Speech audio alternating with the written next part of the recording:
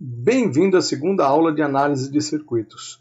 O assunto da aula de hoje é matriz de contatos e multímetro. Nós vamos abordar os seguintes assuntos: matriz de contato, protoboard. Nós vamos fazer uma introdução ao multímetro, pontuando os seguintes assuntos: painel do multímetro, medição de tensão, medição de resistência e boas práticas na utilização do multímetro. Vamos então ao primeiro assunto da aula de hoje. Uma matriz de contato também é chamada de protoboard. É usada para fazer montagens provisórias, testes de projeto, entre outras inúmeras utilizações. Na superfície da matriz de contatos, há uma base de plástico em que existem centenas de orifícios, onde são encaixados componentes. Já na sua parte interior, são instalados contatos metálicos interligados, segundo um padrão básico que o usuário precisa conhecer. A vantagem de um protoboard na montagem de circuitos eletrônicos é a facilidade de inserção de componentes, pois não necessita de soldagem. As placas comerciais variam de 1.600 furos até 6.000 furos. As conexões são verticais e horizontais. Veja aqui a nossa figurinha da nossa matriz de contatos.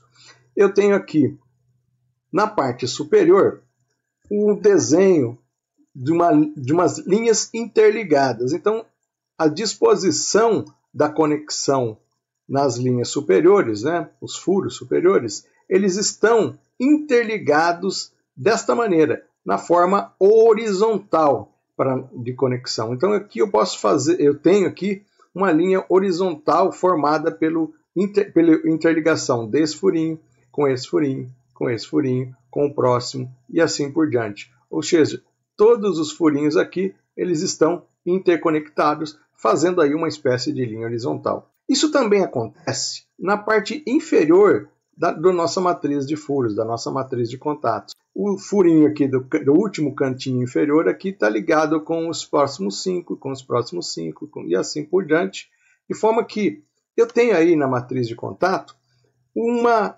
configuração onde eu tenho duas linhas na horizontal. Na parte de cima aqui, uma linha na horizontal, e na parte de baixo, outra linha horizontal. Então, nesses dois momentos aí, eu tenho as linhas conectadas na horizontal, os furos conectados na horizontal. Após um breve espaço aqui, eu tenho o nosso segundo furinho.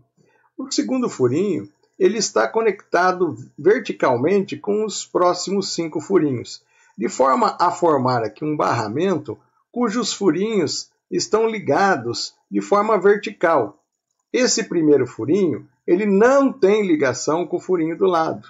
Ele tem ligação apenas com o furinho na parte de baixo. Na sua adjacência na horizontal não existe conexão. Então aqui eu formo um barramento de conexões na vertical. Os furos estão interligados verticalmente de 5 em 5. Depois eu tenho aqui um rebaixo e após o rebaixo retomam-se os furos interligados de 5 em 5 em forma de barramento vertical. Então, nesse caso aqui, eu tenho agora as linhas de conexão vertical. Estas duas figurinhas podem ser encontradas lá na apostila que eu disponibilizei na primeira aula, na apostila de análise de circuitos. Se você der uma consultada lá no arquivo PDF, abrir ele, você vai ver que essa figurinha está lá e também todo o assunto da aula de hoje. Comercialmente, existe ainda uma variação nesse padrão. Nesse protoboard aqui, eu tenho duas barras horizontais aqui que nós utilizamos como barramentos de alimentação. Uma que a gente, como sugestão, para ligar um mais aqui e outra para ligar um menos.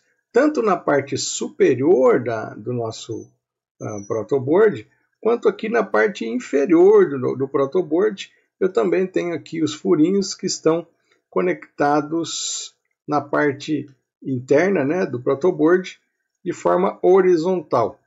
Entre os barramentos, a conexão continua sendo na vertical, os 5 furinhos verticais. Ou seja, tanto na parte de cima, antes do rebaixo, quanto na parte abaixo do rebaixo, a conexão continua sendo na vertical. Aqui no canto esquerdo do vídeo, a gente tem o protoboard em corte, onde a gente pode perceber aqui as duas barras horizontais na parte superior aqui e as barras de 5 furinhos na parte de baixo. Então eu tenho aqui, ó, duas barras na parte superior, tanto para cá quanto aqui na parte inferior. E tenho os furinhos ligados de 5 em 5 de forma vertical aqui, ó. Tá aí um outro modelinho de protoboard comercial. Vamos ver um exemplo de como conectar um resistor a uma pilha. O circuito fica assim, uma fonte de alimentação ligado a um resistor. Efetivamente, lá no nosso protoboard, né, eu tenho aqui a nossa pilhinha e eu vou conectar ela no por exemplo, aqui no nosso primeiro furinho horizontal aqui. Esse furinho está conectado horizontalmente até o terminal do nosso resistor. E assim por diante, o nosso resistor está conectado aqui a um furinho vertical. E a partir daí eu vou ligar esse resistor aqui à nossa negativa da bateria, conectando a bateria ao furinho vertical aqui. Este aqui é um exemplo de como eu posso ligar uma bateria de 1,5 V a um resistor de 100 ohms. Nosso segundo exemplo já usa uma bateria de 9 volts ligado a um resistor de 100 ohms ligado a um LED. Então, como é que é feita essa montagem? Mesma brincadeira. Posso pegar aqui o positivo da nossa bateria, ligar aqui no primeiro furinho do protoboard. Continuo aqui na horizontal, porque as conexões desses furinhos são na horizontal. Ligo aqui o meu resistor num furinho que vai aqui fazer a conexão vertical. A conexão vertical vai a um dos terminais do LED, ao anodo do LED, e depois eu volto aqui a outro furinho de conexão vertical, que vai ser ligado ao catodo do LED e também o negativo da bateria. Assim eu fecho o circuito, fazendo com que eu tenha a minha montagem pronta para ser medida, para que eu possa fazer realizar as medições. Na apostila, você pode encontrar mais dois exemplos, o exemplo 3 e o exemplo 4, para fazer a ligação lá no protoboard. Aqui no vídeo, por causa do tempo, está de bom tamanho esses dois exemplos. Nós vamos falar agora um pouquinho sobre o multímetro.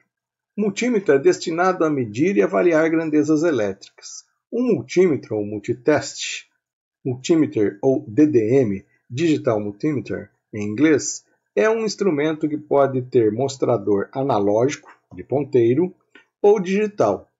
Utilizado na bancada de trabalho, laboratório ou em serviços de campo, incorpora diversos instrumentos de medidas elétricas num único aparelho, como voltímetro, amperímetro e ohmímetro, por padrão e capacímetro, frequencímetro, termômetro, entre outros, como opcionais, conforme o fabricante do instrumento disponibilizar. Tem ampla aplicação entre os técnicos em eletrônica e eletrotécnica, pois são instrumentos mais usados na pesquisa de defeitos em aparelhos eletroeletrônicos devido à sua simplicidade de uso e portabilidade. Um ponto importante é que todo instrumento de medida de corrente elétrica, tensão elétrica ou resistência elétrica, seja ele analógico ou digital, altera o circuito. Porque para efetuar a medida, toda ou parte da corrente que flui pelo circuito deve atravessar o medidor. Isso acarreta, na melhor das hipóteses, a introdução de uma resistência no circuito, o que modifica a corrente ou a tensão, ou ainda ambas nesse circuito. O que se faz para resolver essa dificuldade é projetar medidores cuja interferência no circuito possa ser considerada desprezível. Isto é, a modificação introduzida pelo medidor no parâmetro que vai ser medido seja menor ou igual ao erro da escala do medidor. Nessa figurinha à esquerda do vídeo, nós podemos observar aí um alicate amperímetro. Ele mede a corrente usando o princípio de variação do campo magnético. Portanto, não há necessidade de se interromper o circuito para medir a corrente. Esse equipamento é o mais indicado para medir a corrente em instalações elétricas prediais.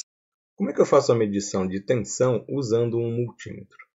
Eu preciso configurar esse multímetro como um voltímetro. Os multímetros configurados como voltímetros devem ser ligados em paralelo com os pontos onde se deseja medir a tensão. Existem dois tipos de tensão, a tensão do tipo contínua e a tensão do tipo alternada. Nós devemos selecionar a escala adequada, se é VDC, tensão contínua, ou VAC, conforme a tensão que desejamos medir, se é contínua ou alternada. As escalas de tensão contínua possuem este símbolo, onde eu tenho aí um traço e embaixo aqui uns pontinhos tracejados. E a tensão do tipo alternada, representada pelo símbolo V aqui com essa cobrinha aqui, né, com esse sinal, com esse símbolo de uma senoide. Procedimentos para se medir uma tensão contínua são os seguintes. Eu devo certificar que a ponteira preta está no borne comum e a ponteira vermelha está no borne volts, ohms, miliamperes. Posiciono a chave seletora na posição VDC, na escala acima do valor que eu desejo medir. E se eu não tiver ideia do valor a ser medido, eu escolho a escala maior e eu vou diminuindo até obter a escala adequada. Depois eu conecto a ponta de prova preta ao terminal negativo da bateria e conecto a ponta de prova vermelha ao terminal positivo da bateria. E por fim, eu faço a leitura. Para se medir uma resistência, é necessário desconectar o componente do circuito. O multímetro configurado como ohmímetro é muito sensível. Ele jamais pode ser ligado a circuitos energizados. Isso certamente vai causar a sua queima ou, no mínimo, irá descalibrá-lo. Então fica a advertência, se eu vou medir resistência, eu devo desconectar o componente do circuito. Jamais eu devo ligar o ohmímetro em um circuito energizado. Os procedimentos para se medir uma resistência são os seguintes. Certificar-me de que a ponteira preta está no borne comum e a ponteira vermelha está no borne volts, ohms, miliampere. Posicionar a chave seletora para a posição ohm na escala acima do valor que se deseja medir. Da mesma forma que na tensão, se eu não tiver ideia do valor aproximado a ser medido, eu vou escolher a escala de tensão maior e depois vou diminuindo até obter a escala adequada. Finalmente, eu vou certificar de ter desconectado do circuito o componente que eu desejo saber a resistência, de forma que não exista tensão no circuito ou ainda componentes em paralelo. Depois eu conecto as pontas de prova vermelha e preta aos terminais do componente que eu desejo saber a resistência, ou seja, vou colocar as pontas de prova em paralelo com o componente. E por fim faço a leitura. Durante a leitura, o consumo da bateria do multímetro é aumentado. Então, se eu ficar muito tempo fazendo essa medição, eu reduzo a vida útil da bateria. É ideal que eu faça essa medição o mais breve possível. E por fim, aqueles recadinhos de segurança e de boas práticas para o bom funcionamento do seu multímetro. Sempre certifique-se de que a ponteira preta está conectada ao borne comum e a ponteira vermelha está conectada ao borne correto para fazer a medição. Se eu vou fazer a medição de tensão, ela deve estar no borne de tensão. Se eu vou fazer a medição de corrente, ela deve estar no borne de miliamperes ou ainda no borne de 10 amperes. Jamais gire o seletor rotativo com as ponteiras conectadas ao circuito. Isso pode danificar o seu instrumento de forma irreparável. Guarde o multímetro com a chave seletora na posição desligada quando tiver um botão liga e desliga, ou ainda na maior escala de tensão quando não tiver o botão liga e desliga. Evite um choque mecânico e queda. Isto pode danificar também o seu equipamento de forma irreparável. Eu espero que você tenha gostado da nossa aula de hoje e até a próxima!